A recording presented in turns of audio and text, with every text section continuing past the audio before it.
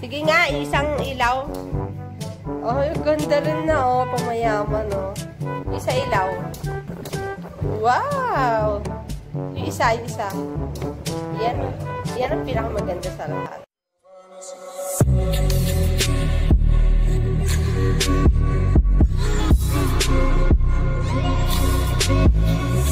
Good morning everyone. Magluluto ako ng adobong manok.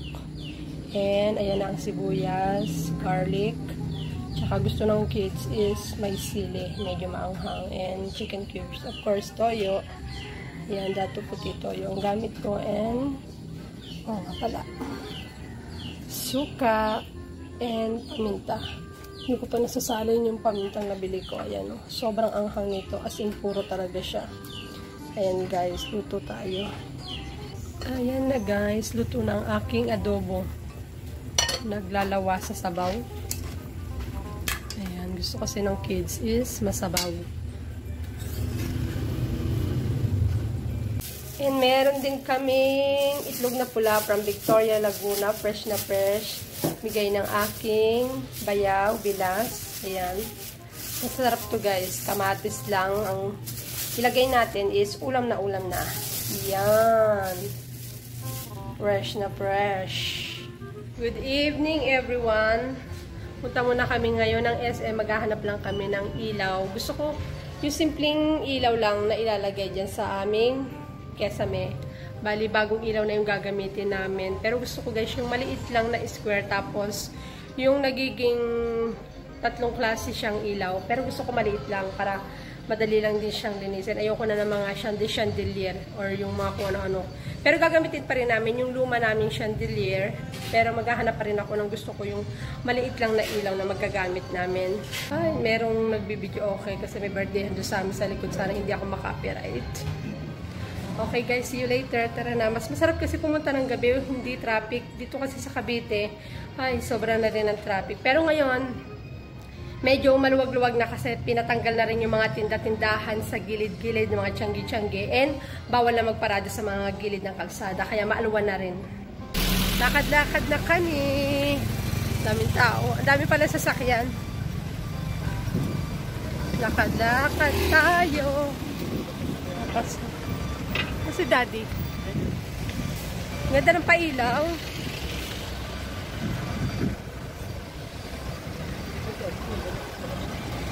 Ayoko. Dahil pala nagpipicture tayo dito, no? Ito na kami sa Ace Hardware. Anong ilaw to? Ito ma'am. Pang kisame rin ma'am. Hindi mo na kailangan magbutas ng kisame. Boost lang siya. Nakaditaw lang? Kailangan nyo luloob? Hindi naman. Magkano yung ganyan?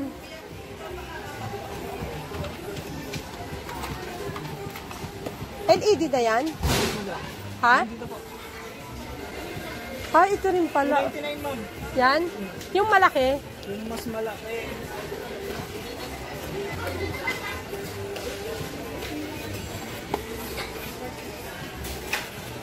Gusto mo ba yung ganyan?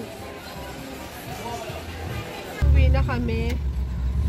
Nakabili rin kami ng ilaw. At sana okay siya. Try na lang namin bukas. At gabi na. Quarter to 9 na. At pala, hinintay natin yung French bread. Gutom na rin ako. Ang dilim. Yan. O, kita nyo ako.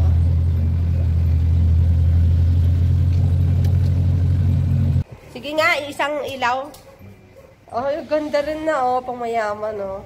Isa ilaw. Wow! Yung isa. Yan ang pinakamaganda sa lahat. And dahil maganda siya, bibili pa kami ng isa. Okay, kape na tayo. Dahil marami na namang gawain na nakatambak. Kuha tayo ng tasa. Ayan, ang favorite ko. Si Mickey Mouse and Donald Duck. And tsara. Bumili nga pala ako guys. Kung alam niyo yung yung bakery na Balayong. Ayan. Paborito namin mag-asawa yung hopya ng balayong. Ayan, no? Hopyang munggo and ito pa ba yan? Ayan.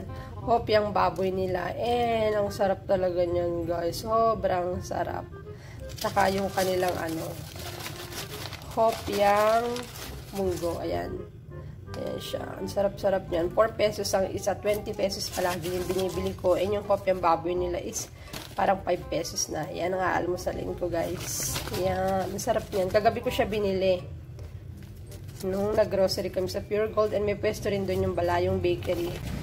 Dahil maganda yung nabili naming ilaw nung last Saturday. Ngayong Monday is holiday. Bumalik ulit kami at walang pasok ang aking jowa. Ayan. Bibili ulit kami ng ilaw na yon kasi maganda siya. Bet na bet ko talaga yung tricolor na yun eh. 700 something siya. And bibili pa kami ngayon ng dalawa. Lakad-lakad na kami. Dito na lang kami nag-park sa sa labas para makalakad-lakad at hindi rin naman mainit. Masarap maglakad-lakad ngayon. Gabi na. And tapos na nga pala guys yung aming kesame gawin. Masilya at pintura na lang ang kulang. Okay na. Kaya need na namin talaga bumili ng ilaw. Ang hirap din naman ng madilim ang bahay. Ginagawa yung SM. Ayan. Kahit na madilim, ang ganda pa rin. Ng lighting ng SM, no? Lakad-lakad tayo. Parang tatawid na tayo. Ito yung pedestrian. Okay. Ano mo maglakad? Pasok na tayo sa SM. Sa Ace Hardware lang naman kami pupunta. And baka bumili ng pizza.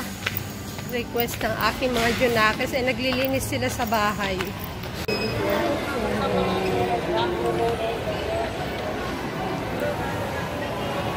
Ang ganda ng pailaw dito sa aming bahay. Ayan na guys yung nabili naming ilaw. And ang liwanag niya talaga nakakatuwa. Unlike dun sa dating ilaw is madilim. Pero ngayon guys, sobrang linaw niya talaga. And inaantok ko talaga ako.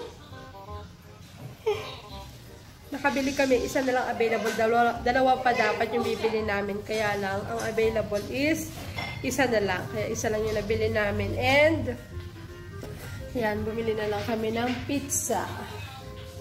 Ayan. Tapos, ayan na guys. Tapos na siya. Yan, tapos na yung kesame namin.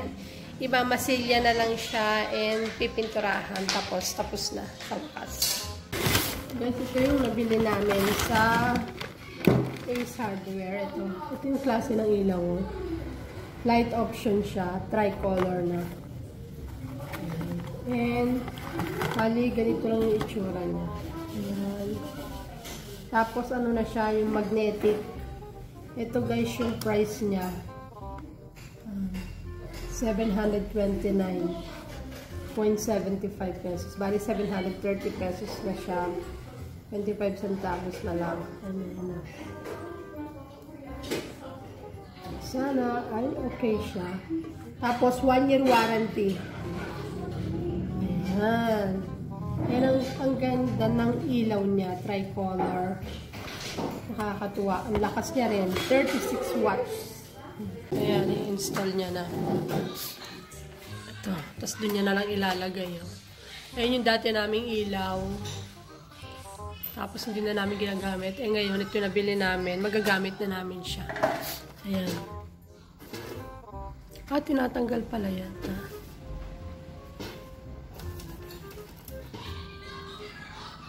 Ayan, lalagay niya na. Ayan, pinakat niya lang yung konti para may lumitaw na wire. Kasi doon niya idudugso yung wire.